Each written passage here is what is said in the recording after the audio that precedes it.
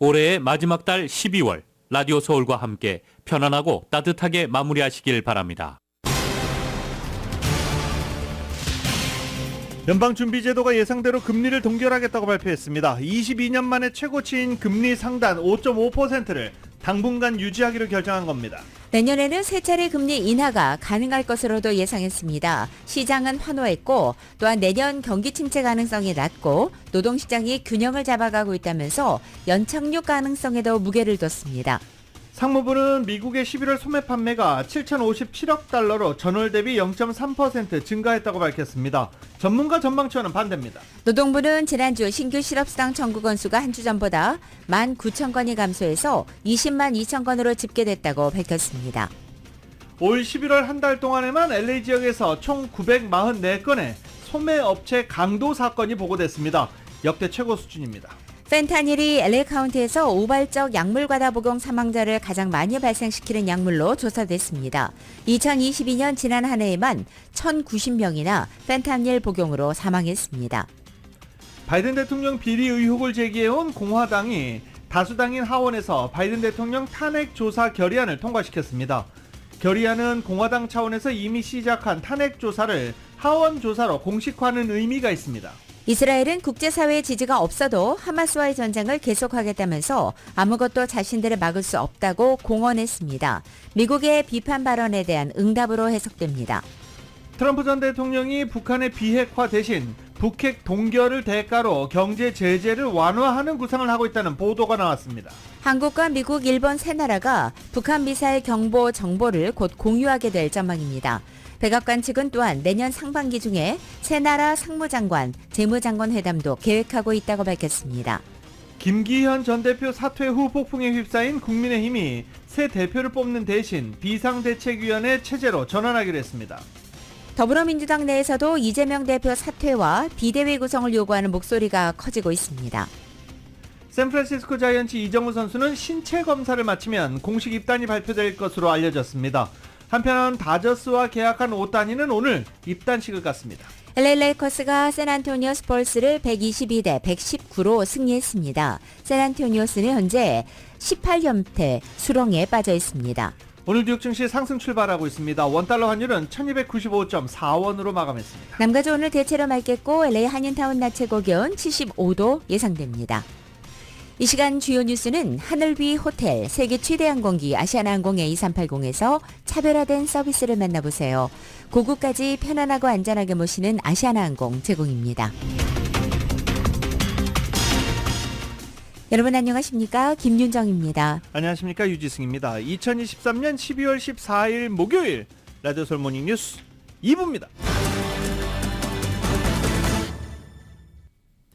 소식 많이 들으셨죠? 예, 금리 동결됐습니다. 그리고 내년에 금리 인하가 이어질 것이다 라는 발언이 나오면서 시장은 크게 환호하고 있습니다.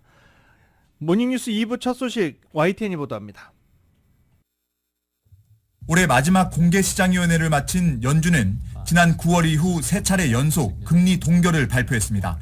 22년 만에 최고치인 금리 상단 5.5%를 당분간 유지하기로 결정한 겁니다. 이에 따라 우리나라와 금리 격차도 2%포인트를 유지하게 됐습니다. 제롬 파월 연준 의장은 최근 물가 상승률이 꺾이고 있지만 안심하긴 이르다며 여전히 신중한 입장을 보였습니다. The lower inflation readings over the past several months are welcome, but we will need to see further evidence to build confidence that inflation is moving down sustainably toward our goal. 연준 위원들은 내년에는 금리를 4.6%까지 낮출 수 있을 것으로 내다봤습니다. 현재 금리보다 0.75%포인트 더 내리겠다는 겁니다. 0.25%포인트씩 세 차례 금리 인하가 가능하다는 계산입니다. 제롬 파월 의장은 과도한 기대를 경계하려는 듯 금리 인하를 직접 입에 올리지 않았습니다. 다만 현재 금리가 꼭대기에 있다고 말해 내년 긴축 완화를 시사했습니다. While we believe that our policy rate is likely at or near its peak for this tightening cycle, the economy has surprised forecasters in many ways. 파월 의장은 내년 경기 침체 가능성이 낮고 노동시장은 균형을 잡아가고 있다며 연착륙 가능성에 무게를 실었습니다. 시장은 내년 금리 인하 예상을 크게 반겼습니다. 연준 발표 직후부터 증시가 수직 상승하기 시작했고 3대 지수 모두 1% 넘게 올랐습니다. 특히 다우지수는 역대 최고치를 경신했습니다. 파월 의장은 회의에서 금리 인하 시점에 대한 논의가 있었다고 인정했지만 구체적인 언급은 피했습니다. 시장에선 적어도 3차례 금리를 인하하려면 내년 봄에는 금리를 낮추기 시작할 것으로 기대하고 있습니다. 워싱턴에서 YTN 권윤기입니다. 자네 옐런 전방 재무부 장관은 인플레이션이 내년 말까지 연준의 목표치 2%에 도달할 것으로 내다봤습니다. 옐런 장관은 어제 연준의 금리 결정 전 CNBC 방송과 인터뷰에서 인플레이션이 시간이 지날수록 하락하는 일관된 패턴을 보이고 있고 노동시장 과열도 진정됐다며 이같이 말한 것입니다. 다만 인플레이션이 의미 있게 하락했지만 끝까지 온 것은 아니라면서 연준 목표에 도달하려면 아직 더 남았다고 말했습니다. 또 미국 경제가 연착륙으로 가고 있다는 기존 견해도 되풀이했습니다. 이번 블랙 프라이데이 쇼핑, 연말 쇼핑 기간에 쇼핑 좀 하셨습니까? 이 추수감사절 시즌 대규모 할인 행사가 이어진 지난 11월 소매 판매가 전월 대비 증가하면서 호조를 나타냈습니다. 상무부 발표에 따르면 11월 소매 판매는 7,057억 달러로 전월 대비 0.3%가 증가했습니다. 월스트리트저널은 감소할 것이라고 전망을 했거든요. 근데 이 전망이 빗나간 것입니다. 품목별로 보면 추수감사절 연휴 할인 기간을 맞아서 자동차와 가구 등 내구재 소비도 늘었고 의류, 액세서리 판매는 0.6%, 스포츠용품이나 취미, 악기, 도서 판매가 1.3% 증가했습니다. 개솔린 판매가 줄었지만 전체 소매 판매 증가를 상쇄하지는 못했습니다. 추수감사절 다음 날이었던 블랙 프라이데이부터 그 다음 주 월요일인 사이버 먼데이까지 대형 할인 행사가 이어졌지만 전문가들은 고금리 장기화, 대출 연체율 증가, 가계 저축 소진, 학자금 대출 상환 개시 등을 이유로 연말부터 소비 둔화가 될 것이다 라고 전망을 해왔습니다. 그러나 11월 지표가 예상을 뒤엎고 반등함에 따라 이 12월 크리스마스 연휴 대목을 앞둔 소비 또 호조를 이어갈 가능성 상당히 크다라는 지적이 전문가들의 예상이 나오고 있습니다. 노동부가 지난주 신규 실업상 청구 건수가 한 주 전보다 19,000건 감소한 20만 2천 건으로 집계됐다고 오늘 밝혔습니다.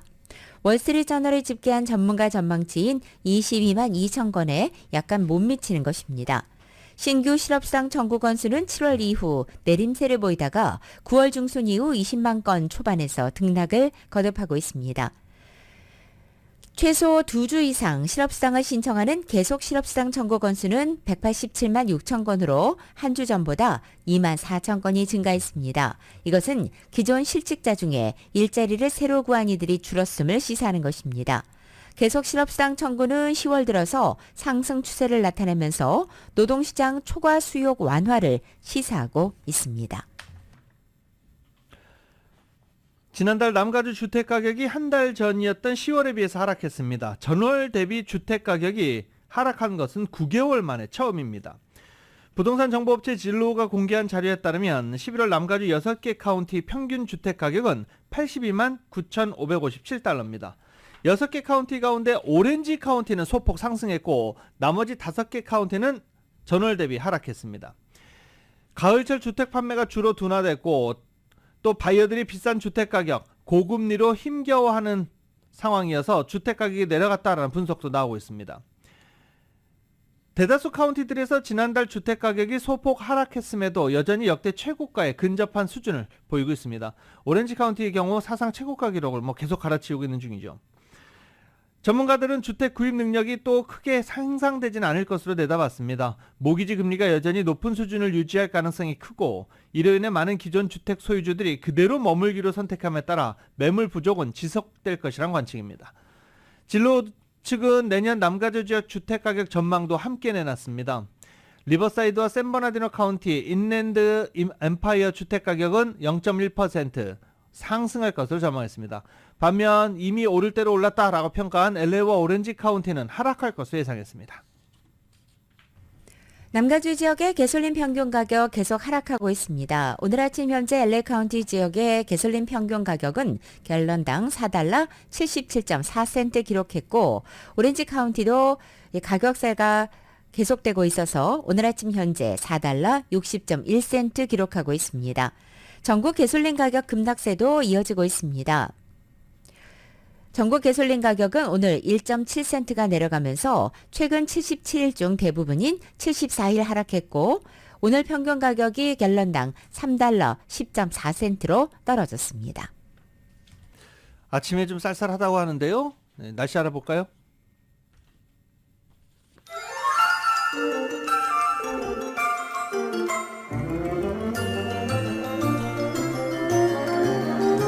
It's beginning to look a lot like 12월 14일 목요일 남가주의 날씨입니다. 남가주 쪽 오늘 대체로 맑겠고 낮 기온은 5, 6도가량 높아지면서 그만큼 낮과 밤의 일교차가 벌어지겠습니다.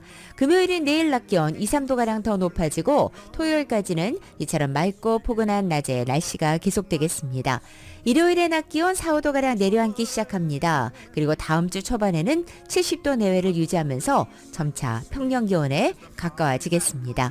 그리고 일요일 늦은 오후부터 남가주 지역에는 빗방울이 떨어지기 시작합니다. 그리고 다음 주 중에는 계속 겨울비가 내리다 그치다를 반복하면서 흐리고 쌀쌀한 날씨가 이어질 것으로 보입니다. LA 한인타운 오늘 낮 최고 기온 75도, 밤 최저 기온은 50도, 오렌지 카운티 지역은 76도, 49도, 밸리와 일란드 엠파이어 지역은 75도, 51도, 해안 지역은 69도, 52도로 예상됩니다. 한국 오늘도 역시 전국에 비가 내립니다. 서울의 오늘 아침 최저 기온이 27도까지 떨어지고 낮 최고 기온은 44도에 그치겠습니다. 라디오 솔 모닝뉴스 2부 이 시간은 1250만 불 교통사고 최고 보상, 교통사고 전문 천재 변호사 리차드 호프만, 또 하나의 새로운 문이 열렸습니다. 한인은행 최초로 라스베가스에 진출한 오픈뱅크, 총 20억 달러의 승소, 크고 작은 교통사고와 상해, 브라이언 타필라와 시즐러, 한인타운의 중심 올림픽가에서 한인금융의 새로운 역사가 시작됩니다. 올림픽 지점을 새롭게 오픈하는 US 메트로뱅크 공동 제공입니다. 라디오솔 모닝뉴스 함께하고 계십니다. 어제 출근 좀 늦게 출근하시는 분들 어제 9시부터 이런 사태가 벌어졌으니까요. 110번 프리웨이가 차단이 됐었습니다. 어제 다운타운 110번 프리웨이에서 이스라엘과 팔레스타인 전쟁 휴전을 요구하는 시위대가 점거 시위를 벌여서 110번 프리웨이 통행이 차단되고 극심한 교통체증이 벌어졌습니다. 경찰은 프리웨이 통행을 차단한 시위대 75명을 현장에서 체포했습니다. 9시 30분경 수십 명의 시위자들이 다운타운 지역 110번 프리웨이로 난입해 프리웨이를 점검한 채 시위를 벌였습니다. 이스라엘 하마스 전쟁의 즉각적인 휴전과 이스라엘 가자 전쟁에 대한 미국의 지원을 중단하라라고 요구했습니다. 시위를 주도한 단체는 이스라엘 지원 중단을 요구하는 유대인 운동단체 If Not Now라는 단체로 알려졌습니다. If Not Now는 영구적 휴전, 평등, 정의, 모두를 위한 안전이라고 배너를 들었고 대형 유대인 하누키아도 가지고 있었습니다. 이들은 앞서 트위터에 유대인으로서 우리는 가자지구 사람들이 굶주리고 학살당하는 것을 가만히 볼 수 없다며 미국인으로서 우리는 바이든과 의회가 이스라엘 전쟁 범죄에 수십억 달러 자금을 더 보내도록 할 수 없다라는 게시물을 올리기도 했습니다.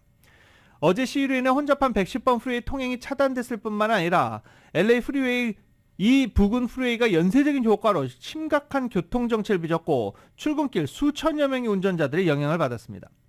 시위로 인해 출근길 프리웨이가 막히자 일부 운전자들이 시위대들에게 고성을 지르고 차에서 아예 내려서 시위대들과 난투극을 벌이기도 했었습니다. 경찰이 말리는 희한한 상황도 벌어졌습니다. 당국은 집회가 불법이라며 시위대에게 이동을 요청했지만 이를 거부해 경찰은 시위 참가자들에게 수갑을 채워 체포했고 75명을 체포해갔습니다. 이프난 나우 측은 이스라엘과 팔레스타인 전쟁 휴전을 요구하는 시위다라고 해서 화제가 됐을 수도 있지만 지역사회 주민들에게 오히려 반감만 가득 얻어갔습니다. LA 한인타운 한인 시니어들의 방문이 잦은 코리아타운 시니어 커뮤니티 센터 앞 도로에 과속 방지를 위한 구조물이 설치됐습니다. 이곳을 드나드는 한인 노인들의 사고 위험이 높다는 시니어 센터 측의 지속적인 민원 제기 덕분입니다. 내년 초에는 또 올림픽과 놀만디 교차로 신호등이 자회전 신호 시스템으로 바뀔 예정이어서 시니어 센터 주변의 교통 안전이 더욱더 개선될 것으로 전망됩니다. 이 시니어 센터는 올림픽 블루바드와 놀만디 애비뉴 교차로에서 북쪽으로 조금 올라간 곳에 위치해 있고 그 바로 옆에는 다울정이 있습니다. 이 다울정과 시니어센터 사이에는 작은 도로가 하나 나와 있고 다울정에 가기 위해서는 보행자들이 이 도로를 건너야만 합니다. 시니어센터가 다울정의 청소와 관리를 맡고 있고 또 시니어센터의 일부 프로그램은 다울정에서 진행되는 탓에 이 도로를 건너는 보행자들은 매우 많은 편입니다. 차량은 놀만디 에비뉴 선상에서 이 도로에 우회전으로 진입할 수 있고 우회전 차량들의 속도가 빠르며 이에 대한 방지 장치가 없어서 그동안 보행자들이 위험한 상황에 종종 노출되어 온 바 있습니다. 따라서 시니어센터 측에서는 시정부 측에 민원을 넣었고 시정부가 이곳 일부에 차량 진입 방지용 말뚝인 플라스틱 볼라드를 설치해서 우회전 반경을 더 크게 만들어준 것입니다. 한국에서 30년 넘게 유지되어 오면서 코리아 디스카운트 주요 원인으로 꼽혀왔던 외국인 투자 등록제가 오늘부터 폐지됐습니다. 외국인 투자자 등록제를 폐지하는 자본시장법 시행령이 시행됨에 따라 시민권자를 포함한 외국인 투자자는 별도 사전 등록 절차 없이 한국 상장 증권 투자가 가능해졌습니다. 그동안 한국 상장 증권에 투자하려는 외국인은 반드시 금융감독원에 사전 등록을 해야만 했었습니다. 등록 절차에는 시간이 소요되고 요구되는 서류가 많아서 외국인들이 한국 증시에 투자하는데 큰 걸림돌로 작용해왔다라는 지적을 받아왔었습니다. 아울러 외국 증권사들의 통합계좌 운영이 편리해집니다. 통합계좌 명의자의 보고 주기를 즉시해서 월 1회로 완화하는 금융투자법 규정도 시행된 것입니다. 외국인 투자자의 장외 거래 사후 신고 범위도 확대됩니다. 그간 사후 신고로 장외 거래가 가능한 경우는 조건부 매매, 직접 투자, 스탁옵션, 상속, 증여 등으로 한정됐지만 사전 심사 필요성이 낮고 장외 거래 수요가 높은 유형들을 사후 신고 대상에 포함시켰습니다. 이에 따라 현물 배당이나 실질 소유자 변경이 없는 증권 취득 등도 사후 신고로 장외 거래할 수 있습니다. 연말연시를 맞아서 우체국을 비롯한 각 배송업체들이 미국 내에 배송 마감 날짜를 발표했습니다. 먼저 연방우정국 USPS 측은 크리스마스인 25일 전까지 물건을 받기 위해서는 작은 소포 배송 서비스인 그라운드 어드밴티지와 퍼스트 클래스 메일의 경우에는 16일까지, 그리고 프라이어티 메일과 프라이어티 메일 익스프레스는 20일까지는 보내야 한다고 발표했습니다. 하지만 하와이 지역의 프라이어티 메일 마감일은 18일로 밝혔습니다. UPS의 경우에는 크리스마스 이브와 당일에 서비스를 제공하지 않기 때문에 3일 배송을 선택하면 19일, 이틀 배송은 20일, 2길 항공 배송은 21일까지는 붙여야 한다고 밝혔습니다. 페덱스 측은 그라운드 이코노미 서비스를 이용하려면 13일인 어제까지였고 그라운드 즉 5일 배송과 홈 딜리버리 서비스를 선택하게 되면 15일까지는 붙여야 한다고 밝혔습니다. 아마존, 월마트, 베스트바이 같은 상당수 소매업체들은 연말연시 배송 마감일을 따로 공개하지는 않고 있습니다. 다만 지난해 기록에 따르면 아마존 프라임 회원이나 이틀 배송을 제공하는 물품의 경우는 늦어도 22일 전에는 주문해야만 크리스마스까지 받을 수 있습니다. 연말 쇼핑 시즌을 앞두고 강도 혹은 절도 행각이 곳곳에서 기승을 부리고 있어 주의가 요구됩니다. 연말 어수선한 틈을 타 사무실과 소매업소, 주택을 대상으로 한 강도 사건이 급증했습니다.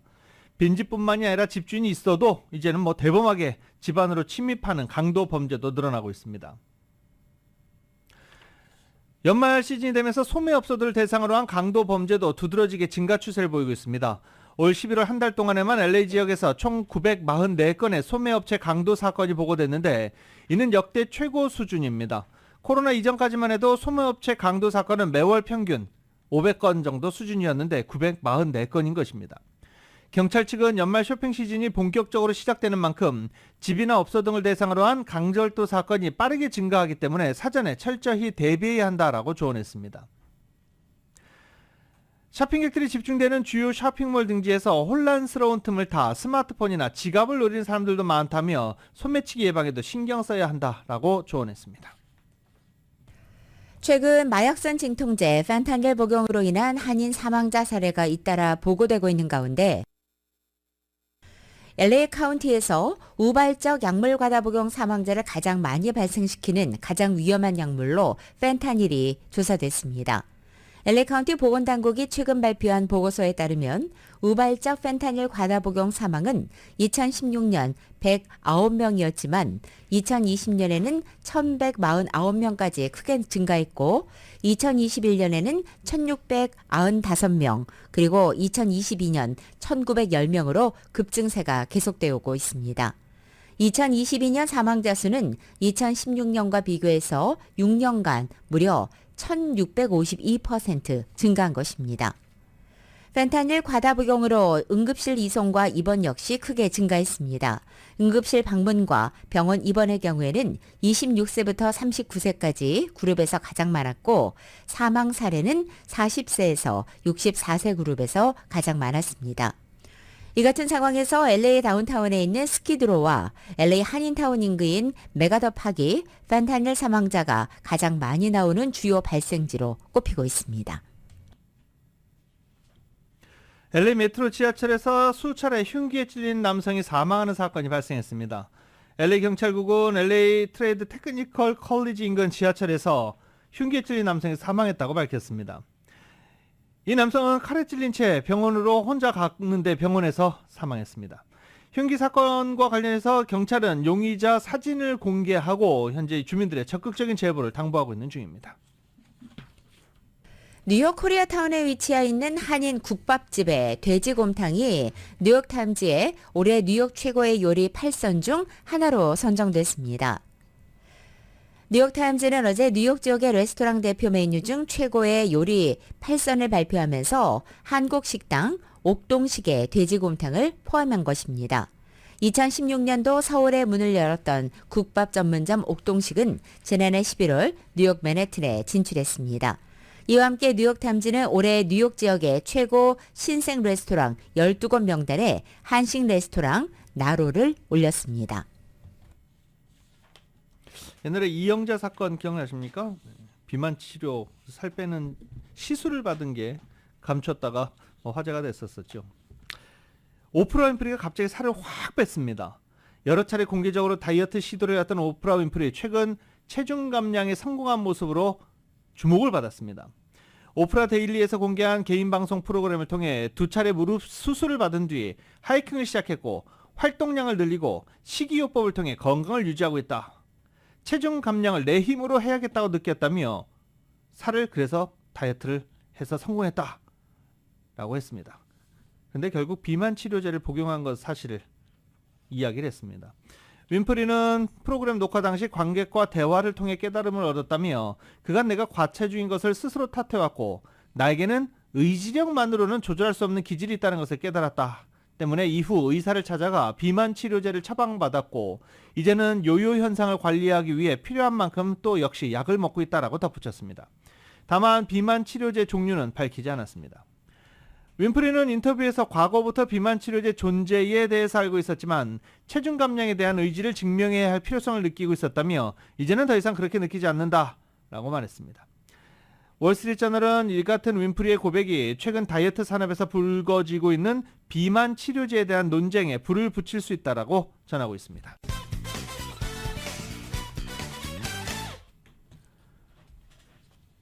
라디오솔 모닝뉴스 함께하고 계십니다. 바이든 대통령의 비리 의혹을 제기해왔던 공화당이 하원에서 바이든 대통령 탄핵 조사 결의안을 통과시켰습니다.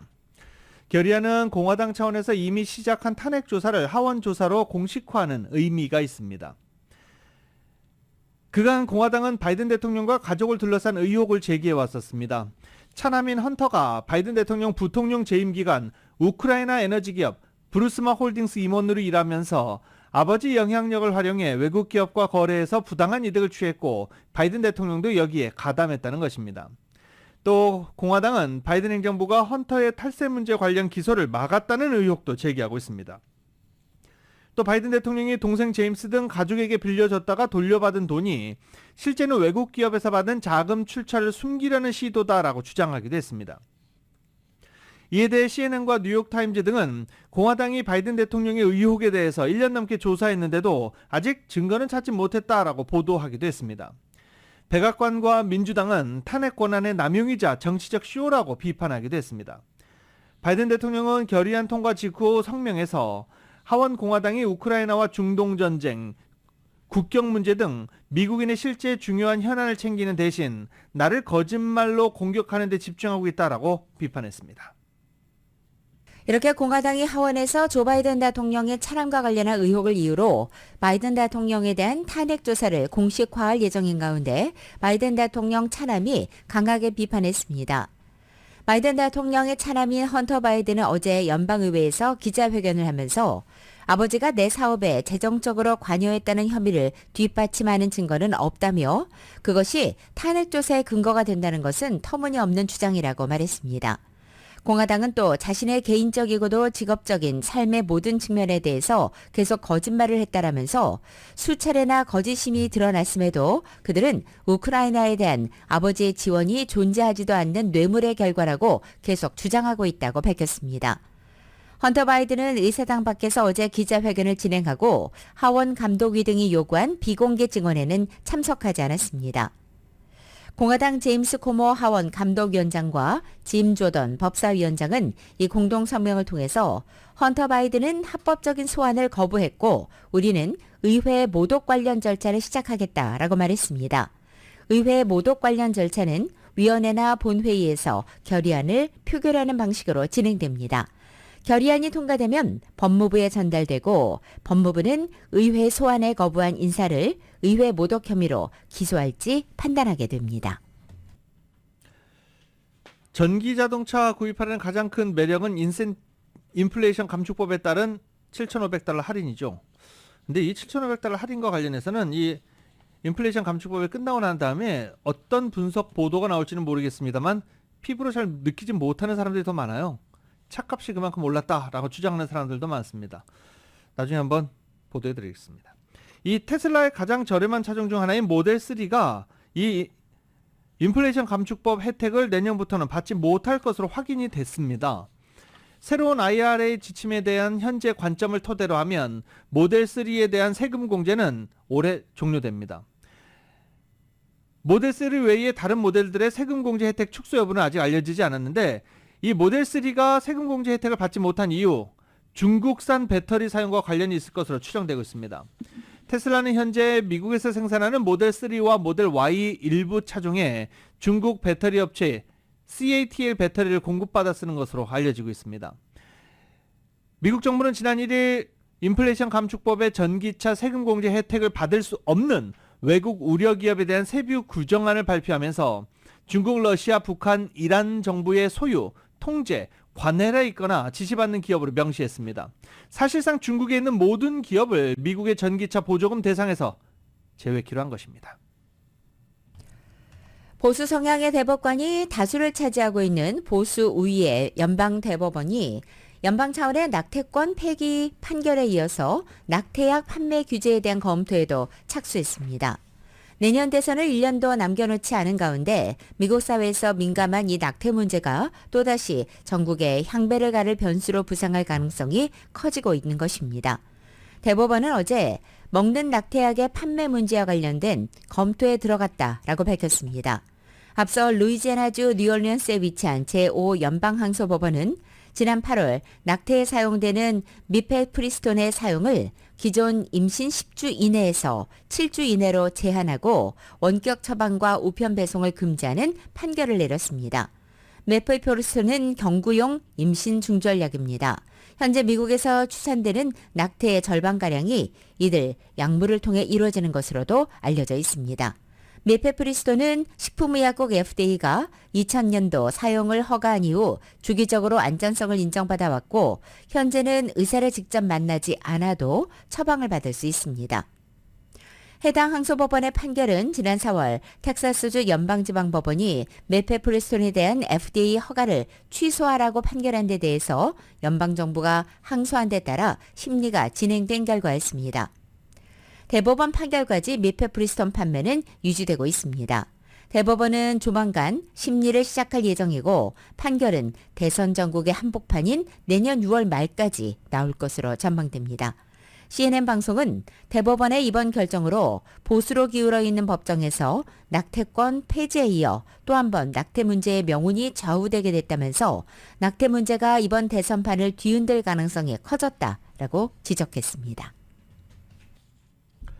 유엔 기후변화협약 당사국 총회가 2주간의 협상 끝에 합의안을 도출했습니다. 이 합의안을 도출하기 위해서 또 회의도 하루 연장하고 그랬어요. 화석연료로부터의 전환이라는 표현을 넣어 28년 만에 성과를 만들어내긴 했습니다. 하지만 최대 쟁점이었다는 화석연료 퇴출은 빠졌습니다. 그래도 한 걸음 진전했다라는 평가입니다. YTN입니다. 기후변화협약 200개 당사국은 일정을 하루 더 연장해 2주간의 마라톤 협상 끝에 합의문을 타결했습니다. 지구 온도 상승폭을 산업화 이전 대비 1.5도 이내로 유지하기 위한 8가지 방안이 합의됐습니다. 화석연료에서 멀어지는 전환을 가속화해야 한다는 표현이 처음으로 합의문에 들어갔습니다. 유엔 기후총회를 개최한 지 28년 만의 성과입니다. It is a plan that is led by the science. It is a balanced plan that tackles emissions, bridges the gap on adaptation. 그러나 100여 개국의 요청으로 당초 합의문에 들어갔던 화석연료의 단계적 퇴출 문구는 결국 빠졌습니다. 사우디아라비아를 비롯한 산유국들과 석탄 화력발전 비중이 큰 인도 등의 반발에 따른 결과입니다. 만장일치로 합의되긴 했지만 화석연료 퇴출이 빠진 데다 재생에너지 확충 목표가 제시되지 않고 석탄 화력발전에 대한 퇴출 의지를 담지 못한 것은 아쉬운 점으로 꼽힙니다. 기후활동가들은 미흡한 결과라고 성토했습니다. So we want an equitable fossil fuel phase out. They put the they put the fossil fuel but forgot to put the phase out. And there is only mention of coal, no other fossil fuels like oil and gas. 당사국들은 또 2030년까지 재생에너지 생산량을 3배로 늘리고 배출가스 저감이 미비한 석탄 화력발전의 단계적 축소를 가속화하는 데도 합의했습니다. 내년 기후총회는 역시 산유국인 아제르바이잔에서 열립니다. YTN 김태현입니다. 러시아 해커들이 4년 전 미국 정부와 기업들을 해킹했던 것과 비슷한 방식으로 사이버 공격에 나섰다는 경고가 나왔습니다. 미국 국가안보국 NSA와 연방수사국 FBI 그리고 국토안보부 산하 사이버 인프라 보안국 측은 어제 성명을 통해서 코지베어나 APT29로 알려져 있는 러시안 해커들이 소프트웨어 개발업체들의 소스 코드에 접근하기 위해서 서버 해킹을 시도하고 있다고 비난한 것입니다. 소스 코드는 소프트웨어의 설계도로서 이에 접근하면 소프트웨어를 공격할 여러 방법을 찾을 수 있습니다. 체코의 소프트웨어 개발업체인 제트브레인즈가 만든 구식 소프트웨어 버전을 탑재한 서버들이 바로 이 러시아 해커들의 표적이 되고 있다는 분석입니다. 어제 발표된 성명에 따르면 미국과 유럽, 아시아, 호주에서 수십 개 회사가 해킹 피해를 본 것으로 확인됐습니다. 이들 업체는 인터넷에 노출된 제트브레인즈의 취약한 구식 버전을 이용하고 있었다는 것 외에는 다른 공통점은 없었습니다. 제트브레인즈는 문제가 된 팀시티 소프트웨어의 취약점을 지난 9월에 고치고 고객사들에게 업데이트를 권고하고 있습니다. 팀시티 같은 프로그램은 기업들의 소프트웨어 구축 프로세스를 관리하는 데 도움이 되지만 해커들이 한 번에 여러 표적에 침입할 수 있는 발판이 될 수도 있습니다. 러시아 해커들의 수법은 2019년 하반기부터 발생한 솔라윈즈 해킹 사건 때와 유사한 것으로 알려져 있습니다. 당시 러시아 해커들은 미국의 네트워크 감시 소프트웨어 업체인 솔라윈즈를 해킹한 뒤에 솔라윈즈의 소프트웨어를 쓰는 미국 정보기관과 민간 기업들의 전산망에 침투한 바 있습니다. 미국과 중국이 지난달 양국 정상회담에서 합의한 군사 대화 채널 재가동을 위한 고위급 회담 등 후속 조치를 협의 중인 것으로 전해졌습니다. 로이터 통신 등은 미국과 중국의 군사관계 개선을 위한 진전이 이뤄지고 있는 것으로 보인다라고 전하고도 있습니다.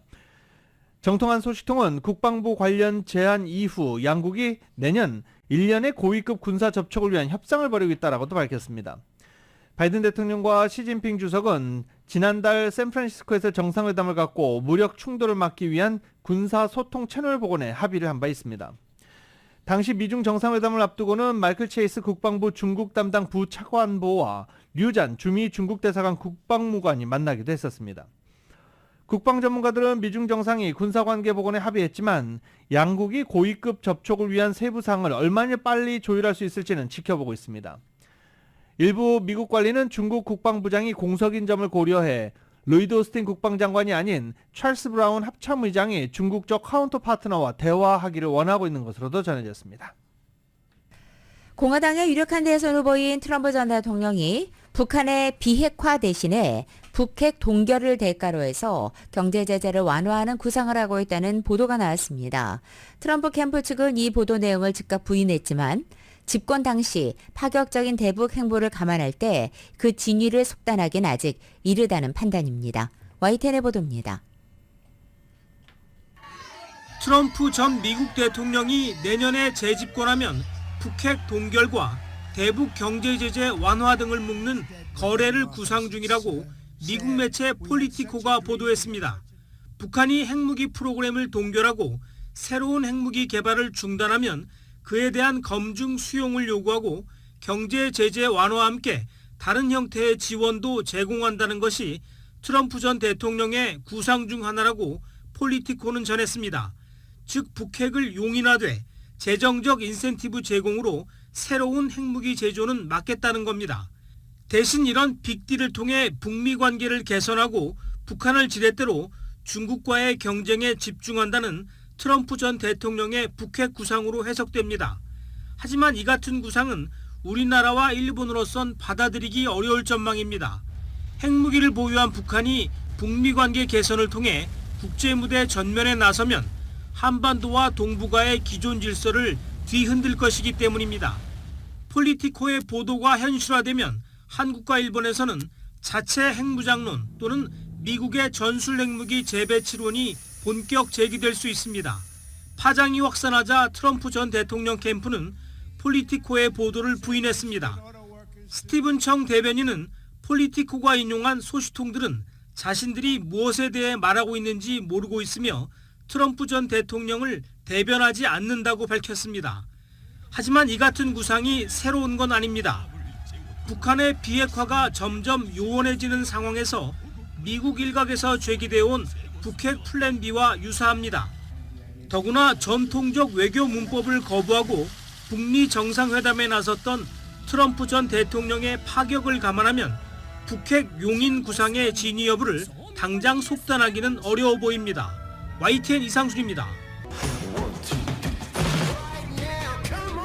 라디오솔 모닝뉴스 스포츠 소식입니다. 스포츠 소식은 전문가가 추천하는 이민법과 가정법 전문 제인정 종합법률사무소 제공입니다.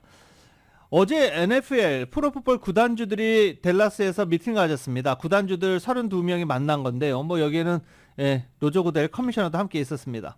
제61회 슈퍼볼 2027년입니다. 제61회 2027년 슈퍼볼을 소파이 스테디움에서 하기로 결정을 했습니다. 2022년에 소파이 스테디움에서 슈퍼볼 한 뒤 딱 5년 뒤에 다시 슈퍼볼이 열리는 것입니다. 2027년 앞으로 5년 남았습니다. 5년이 아니죠. 한 4년 남았죠. 4년 남았습니다. LA 램스, LA 차저스 두 팀 중 한 팀 잘 준비해서 또 홈에서 열리는 슈퍼볼 경기에 출전하기를 기대해 봅니다. 샌프란시스코 행이 결정된 이정우 선수가 오늘 신체 검사를 받게 됩니다. 현재 관심이 매우 뜨거운 가운데 바람의 손자라는 특별한 별명이 소개됐고 2할 8푼대의 타율을 기록할 것이라는 정말 구체적인 예상 성적표도 나오고 있습니다. KBS의 보도입니다. 프리미어 12 결승 진출 당시 메이저리그 전문 기자가 이정후에게 우리말로 축하를 건네는 장면입니다. 축하합니다. 감사합니다. 고맙습니다. Thank you very much. Alright, thank you. Thank you. Thank you. Thank you. 당시 한국어를 했던 해당 기자는 이정후를 미국에서 볼 수 있게 돼 기대된다며 별명의 유래를 상세히 소개했습니다. Jung Bom Lee, son of the wind, and so when his son Jung Hoo Lee began playing baseball, his nickname became grandson. of the win. Now, it's a great. 예상을 뛰어넘는 계약 규모에 한국에서 메이저리그로 복귀한 에릭 패디의 이름까지 언급되는 등 이정후에 대한 관심이 쏟아졌습니다. Eric Feddy's a guy, unfortunately couldn't pitch well enough here in the majors, goes to Korea, dominates, and then gets a 2-year, $15 million contract. And to your point, for the Giants, they needed to get a guy. I mean, they're desperate. 벌써부터 예상 성적까지 공개됐습니다. 팬그래프닷컴은 이정후가 메이저리그에서 계약기간 내내 2할 8푼대의 타율과 3할 4푼대의 출루율을 유지해 샌프란시스코의 투자가 성공할 것이라고 전망했습니다. 또 미국 야구 전문 잡지도 타격과 수비 등 세부 기량을 수치화해 이정후를 평균 이상의 외야수로 평가했습니다. 높은 기대감 속에 빅리그 도전을 시작한 이정후는 우리 시간으로 내일쯤 신체 검사를 받고 조만간 공식 입단식을 할 것으로 보입니다. KBS 뉴스 호솔지입니다. LA 레이커스가 어제 샌안토니오 스퍼스를 122대 119로 꺾었는데요. 샌안토니오 스퍼스 포포비치 감독이 있는 곳이죠. 그레그 포포비치 감독 뭐 명장 중에 명장이 있는데 이 패하는 건 막지 못한 것 같습니다. 어제 샌안토니오스는 레이커스에게 패하면서 18연패 수령에 빠져 있습니다. 지금 사람들의 관심은 그거죠. 샌안토니오 스퍼스가 NBA 최다 연패 기록 갈아치우는 거 아니냐 지켜보고 있습니다. 한국의 축구대표팀 미드필더인 황인범 선수가 세계 최고 명장인 과르디올라 감독에게 또 한 번 코리안 가이의 매운맛을 보여줬습니다. 챔피언스리그 맨시티전에서 골과 도움을 기록하면서 유럽 무대에 강한 인상을 남긴 것입니다. KBS입니다. 맨시티 과르디올라 감독은 지난 10월 울버햄프턴 황희찬을 경계한다며 이렇게 말했습니다. 그 직후 황희찬에게 한 골을 얻어맞았고 지난달에는 토트넘 손흥민의 원맨쇼에 혼쭐이 났습니다. 이번에는 황인범이 과르디올라 감독에게 코리안 가이의 매서운 맛을 보여줬습니다. 전반 초반부터 적극적인 전방 압박을 보여준 황인범은 후반 31분 강력한 왼발 슛으로 챔피언스리그 데뷔골을 터뜨렸습니다. 최강 맨시티를 상대로 터뜨린 골에 즈베즈다 홈팬들은 열광했습니다. 황인범의 활약은 여기서 그치지 않았습니다. 후반 종료 직전 정확하게 올린 코너킥이 카타이의 골로 연결됐습니다. 즈베즈다는 주전급 선수들이 빠진 맨시티에 3대2로 졌지만 황인범은 최근 2경기 연속 골로 강한 인상을 남겼습니다.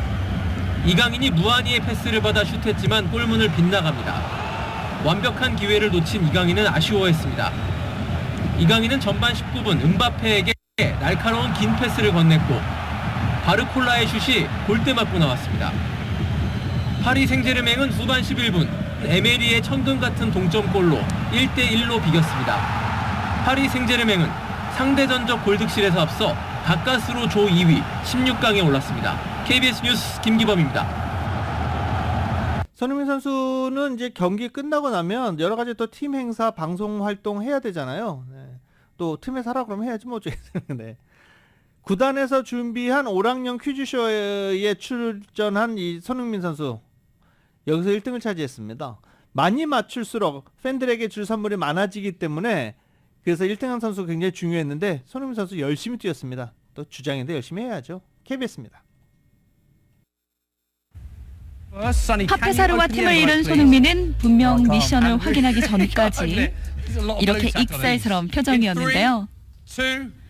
출발과 동시에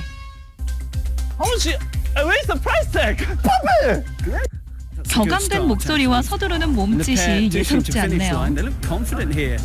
정답을 빨리 맞춰야 하는 2라운드에선 손 좀 보세요.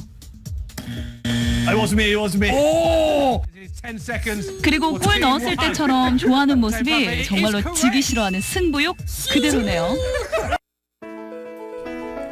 2023년 12월 14일 목요일에 전해드린 라디오설 모닝뉴스 여기서 마치겠습니다. 지금까지 진행의 유지승, 김윤정이었습니다. 라디오설 모닝뉴스 2부 이 시간은 1250만 불 교통사고 최고 보상, 교통사고 전문 천재 변호사 리차드 호프만, 또 하나의 새로운 문이 열렸습니다. 한인은행 최초로 라스베가스에 진출한 오픈뱅크, 총 20억 달러의 승소, 크고 작은 교통사고와 상해, 브라이언 타필라와 시질러, 한인타운의 중심 올림픽가에서 한인금융의 새로운 역사가 시작됩니다.